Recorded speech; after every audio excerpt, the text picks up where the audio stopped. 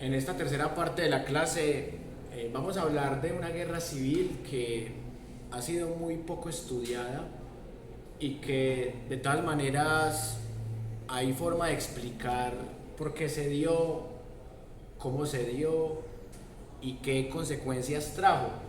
Vimos en el libro de Antonio Caballero que solamente se le dedica un párrafo y medio a esta guerra civil de los conventos o de los supremos. Y acá hemos también compartido el programa radial 100 preguntas y respuestas para comprender el conflicto colombiano, en donde se da una mirada más amplia, pero que también faltan algunos vacíos ahí por llenar, porque hay que explicar muy bien qué fue lo que pasó después del gobierno de Francisco de Paula Santander entre 1832 y 1837. Ya sabemos que el país estaba estrenando Carta Magna, una carta en donde se mantienen cuestiones como la ciudadanía. Básicamente es ciudadano el hombre mayor de 21 años, rico, letrado. Entonces sigue siendo una república para la burguesía, no para el pueblo en general. Usted, para poder votar, y se dice que no, hubo sufragio y hubo derecho al sufragio. Sí, derecho al sufragio, pero si usted era hombre, blanco, rico, letrado y mayor de 21 años. Entonces la pelea por el poder estaba entre las élites, unas élites santanderistas y unas élites bolivarianas. Y el presidente Márquez era aparentemente un republicano que le quería apostar todo a la educación, a esa educación que había creado Francisco de Paula Santander. Recordando que Santander fue el primer presidente que habló de educación estatal. Después de limar asperezas con algunas élites, de buscar buenas relaciones con el Vaticano y con la Iglesia, Santander funda una gran cantidad de centros educativos, incluyendo un par de centros educativos para mujeres, pero en el marco de conventos. Entonces los conventos se convierten en espacios para pocas personas, particularmente para educar mujeres. Y Márquez decide que se cierren los conventos que tengan poca demanda, y esto lo toman como el detonante de la guerra. Pero como toda guerra es un fenómeno multicausal, había unas élites locales que estaban inconformes con el gobierno central de Márquez. En el Cauca, el señor José María Obando, que ya había sido famoso por ser anti-bolivariano y santanderista, pero que esta vez actúa en defensa del catolicismo indignado, porque le convenía, porque él quería tumbar un presidente que se estaba metiendo aparentemente con la fe al dar la orden de cerrar estos conventos. Y también en Antioquia tenía un aliado que es el señor Salvador Córdoba, hermano de José María Córdoba, un mártir antioqueño que también se había rebelado ante la dictadura de Simón Bolívar y por eso fue asesinado. Entonces, ¿qué es lo que hacen estos tipos? Empiezan a reunir todos los caudillos de las provincias que están en contra del gobierno central, haciendo una analogía chambona. Es como que estos independentistas de Antioquia empiecen a juntar todos los caudillos de los departamentos uribistas, ¿verdad? Entonces van a norte de Santander y dicen, bueno, vamos a tumbar a Petro. Entonces se empiezan a juntar todos los caudillos más importantes de las regiones anti-Petro y le hacen una guerra civil a Petro para tumbarlo. Algo similar sucedió en esta guerra de los supremos. Entonces, en cada provincia había un líder que estaba en desacuerdo con el gobierno centralista de Márquez. Y así es como empieza esta guerra en 1839. Hay una gran discusión si la guerra terminó en 1841 o terminó en 1842. En la mayoría de registros yo encuentro que la guerra termina en 1841 con una victoria a favor del gobierno de Márquez. Curiosamente, los generales más importantes en esta guerra terminan siendo los próximos presidentes.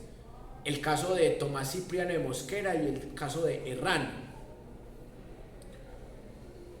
Esta guerra es muy interesante porque es el ejemplo perfecto de una historia contada por ganadores. Y aquí entra en escena una señora que es mencionada unas 2-3 veces en el programa de 100 preguntas y respuestas para comprender el conflicto colombiano, que es una señora de Sonsón, Antioquia, que se casa con un ingeniero sueco llamado Pedro Nicer. Ella se llama Ana María Martínez de Nicer. Esta señora se vuelve muy famosa a partir de esta guerra civil, tan famosa que le hicieron una estatua cuando Fajardo era gobernador de Antioquia, en esa época en la que se empieza a reconocer el papel de las heroínas. Entonces, a esta señora le hacen una estatua allí en el jardín botánico, que luego se la terminan llevando para el centro y solo dejan la estatua de las sufragistas. Porque uno busca en los libros de historia, en las estatuas, y dicen que esta señora fue una heroína, fue una escritora y una heroína, simplemente porque ella estaba en el bando ganador de la guerra de los supremos y ella tenía un diario, y ese diario fue publicado en Bogotá en 1843 como un diario oficial. Y ese diario termina siendo el documento más completo para explicar esta guerra civil. Por eso, tanto la profesora María Elena Saldarriaga como el equipo de trabajo de 100 preguntas y respuestas citan y leen un pedazo del diario de la señora, pero la señora estaba como militante en el bando ganador. Pero lo más interesante no es eso. Lo más interesante es que es el primer libro publicado por una mujer en Colombia. Y recuerden la fecha, 1843. Pero fue publicado por una señora que estaba a favor del gobierno. El gobierno ganó la guerra y contó la historia de esta guerra desde el diario de la señora Ana María Martínez de Nicer. Cuando tengan tiempo, van al centro de Medellín, por el sector de la playa, subiendo desde la playa Cona Oriental hasta el Teatro Pablo Tobón Uribe, y ahí van a ver la estatua de la señora. Pero si ustedes buscan las biografías de la señora, ahí dicen que ella fue heroína y escritora, pero fue heroína porque estaba en el bando ganador. Si hubiera estado en el bando perdedor de Salvador Córdoba y de José María Obando, ¿sería heroína? Esa es la pregunta que le harían estatua. Y miren que Obando luego termina siendo presidente y es derrocado por Melo. Esos personajes no les alcanzó para ser héroes y eran hombres. Y esa señora logra ser una heroína, y lo más interesante es que ella es hija de un maestro que también se llama Pedro, al igual que su esposo, Pedro Martínez, que fue un maestro en Sonsón desde 1813. Entonces, vamos a analizar, por ejemplo, cuál fue el mérito que ella hizo para quedar en la historia de Colombia. El mérito que ella hizo fue escribir y participar como militar. Y me da mucha risa cuando toca aceptar que, o sea, el esposo fue el que le dio permiso de participar en esa guerra. Pero ella se vuelve famosa primero porque la publican y segundo porque el Congreso la condecora. Ella la recibe en un acto popular aquí en Medellín, y en esos sucesos ella empieza a publicar, por ejemplo, cómo fueron esas batallas en Antioquia. Bueno, también hubo una batalla en Itagüí, aparte pues de las batallas en Sonsón, en Abejorral. El hecho es que Manuel Pombo, el escritor, también la visitó a ella, y eso quedó registrado en el 52. Y otra cosa muy curiosa, que lo que ella cuenta es válido, pero es una visión de los que ganan, y los que ganan se terminan llamando los ministeriales y terminan fundando el Partido Conservador. Lo más chistoso fue que el gobierno del momento gana la guerra, pero también tiene el respaldo de gente que defiende la tradición en ese momento, como Tomás Cipriano Mosquera y como Herrán.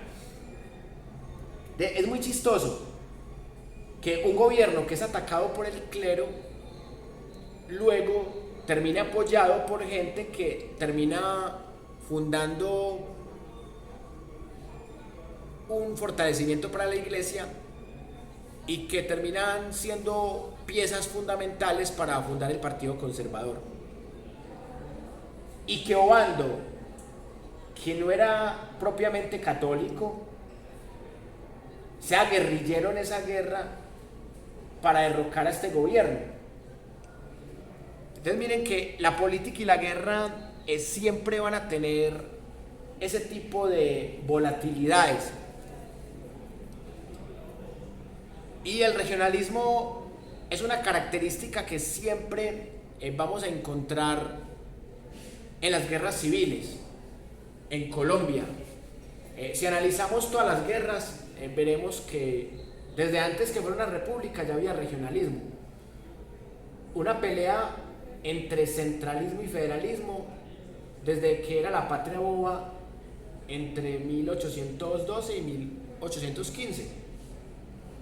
Esta guerra totalmente regionalista. Y las otras guerras, que más adelante las vamos a estudiar, también tienen ese tinte regionalista.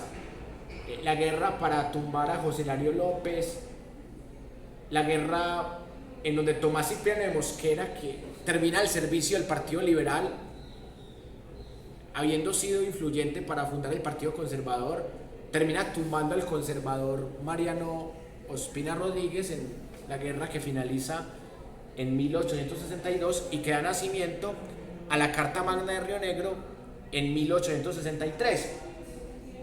Y la guerra de las escuelas, que es la última que ganan los liberales, pero que los deja muy divididos y muy debilitados también tiene estos componentes regionalistas, pero un regionalismo muy acompañado de la creencia religiosa, de las prácticas conservadoras. Rafael Núñez es lo contrario de Tomás Cipriano de Mosquera, porque Rafael Núñez empieza siendo liberal y termina peleando a favor de los conservadores y termina gobernando como uno de los presidentes más conservadores de la historia. Y Tomás Cipriano de Mosquera empieza como ministerial. Recordemos que antes de 1849, antes de fundar el Partido Conservador, a los conservadores se les llamaba ministeriales. Y los ministeriales son muy importantes para que el gobierno de Márquez no pierda el poder. Paradójicamente, sabiendo que Márquez había toreado a la Iglesia Católica defendida por gente como Bando que no era católica. Entonces miren que es una revoltura de ideologías. Y en ese marco de revoltura de ideologías vemos que cuando Rafael Núñez gana la guerra civil entre 1885 y 1886, ya él estaba totalmente entregado a los conservadores. Aún así, lo seguían definiendo como un presidente liberal, cuando él contribuyó a hacer la Carta Magna más conservadora de nuestra historia, en donde nos devuelven prácticamente a la Edad Media. La Iglesia Católica recupera todos sus derechos, todos sus privilegios, todas sus tierras. Se elimina la libertad de cultos, se elimina la libertad de expresión, la libertad de conciencia, se limita la libertad de prensa. Solamente hay libertad de prensa en épocas de paz, y como casi nunca hay paz, porque hubo 8 guerras civiles nacionales y 40 guerras civiles departamentales. Y Miguel Antonio Caro, ese sí fue totalmente conservador toda su vida, pues termina siendo el heredero de Rafael Núñez. Y la guerra civil más cortica de todas estas es la que se hace para intentar derrocarlo. Y la última, que es la guerra de los 1000 días, que esa guerra es un capítulo aparte, porque esa guerra se convierte en internacional, porque se libran batallas en Venezuela, en Ecuador, y países centroamericanos como Nicaragua venden armas. Estados Unidos y Francia también tienen injerencia ahí con Panamá, para que Panamá se separe de Colombia. Y por eso la historia de nuestro país es la historia de pelear por esos 3 factores, de pelear por religión, por regionalismo y por riqueza. Para redondear este tema de la guerra de los supremos, es una guerra que determinó toda la década de los 40, o sea, nació con los odios de los 30, pero que fue la que sentenció quiénes iban a ser los presidentes del 41 en adelante. Y causa mucha gracia que el presidente que se nutre de esto luego termina siendo el presidente que se rebela contra ese mismo régimen que se impuso en los 40, que es un régimen totalmente conservador y católico. Tomás Cipriano de Mosquera y José Hilario López, otro antiguo de la época de la Gran Colombia, terminan siendo los revolucionarios en las décadas siguientes. El primero, José Hilario López, como un presidente que dice: hay que abolir la esclavitud, no basta con la libertad de vientres que se estableció en Villa de Rosario de Cúcuta en el 1821, hay que abolir la esclavitud. Y acá también vamos a ver más adelante que hay un debate tremendo entre los que dicen que la esclavitud se abolió en el 51 y los que dicen que no, que se demoraron 12 años más hasta la época de los Estados Unidos de Colombia, hasta la época de Juan José Nieto Gil, para que se terminara de abolir la esclavitud. Podemos verlo como un proceso, pero la historia oficial siempre te va a decir que la esclavitud se abolió en 1851, precisamente porque la historia oficial quiere quitarle méritos a Juan José Nieto Gil. ¿Y por qué? Porque es el único presidente afro que hemos tenido en nuestra historia, contando los 61 presidentes que hemos tenido hasta la fecha.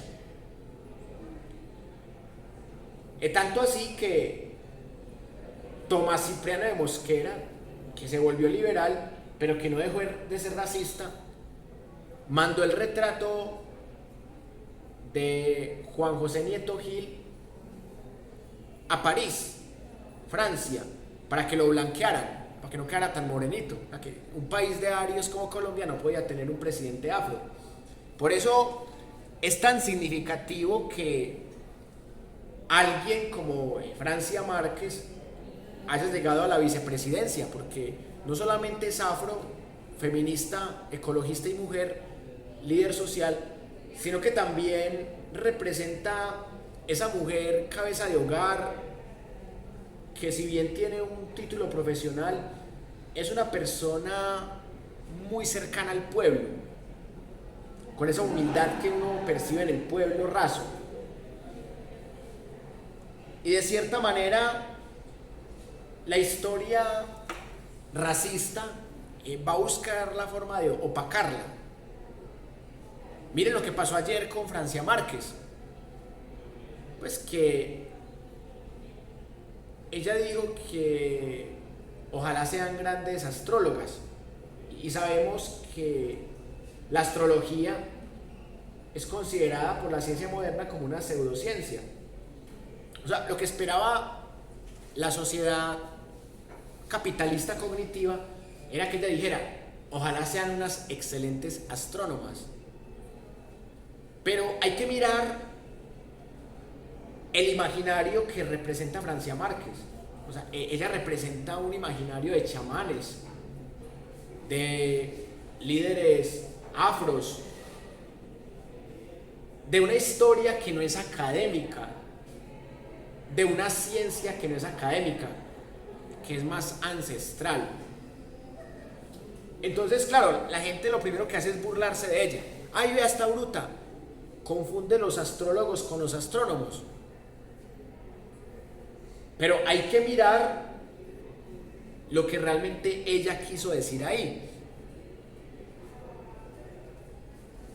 Yo lo interpreto de otra manera. Yo lo interpreto como que ella quiso darle un papel importante a esos saberes de lo que Michel Foucault llama la episteme de la semejanza, que en la Edad Media los tres dominantes eran la alquimia, la astrología y el teratomorfismo, y la teología, que era un saber dominante por la Iglesia, pero no tanto desde afuera del poder eclesial. Y esas eran las formas de ciencia en la Edad Media: la astrología, la alquimia y el teratomorfismo. Entonces, es muy cómodo decir ahora que yo sueño que mi hija sea astrónoma y no astróloga, cuando Francia Márquez representa precisamente esos saberes que han sido silenciados por la academia. La academia siempre la crea un médico, pero la academia o la ciencia dominante no le van a creer a un chamán, lo van a ver como un charlatán, como un pseudocientífico. Y que lo diga Petro sí sería raro, porque Petro sí está más alineado con el capitalismo cognitivo.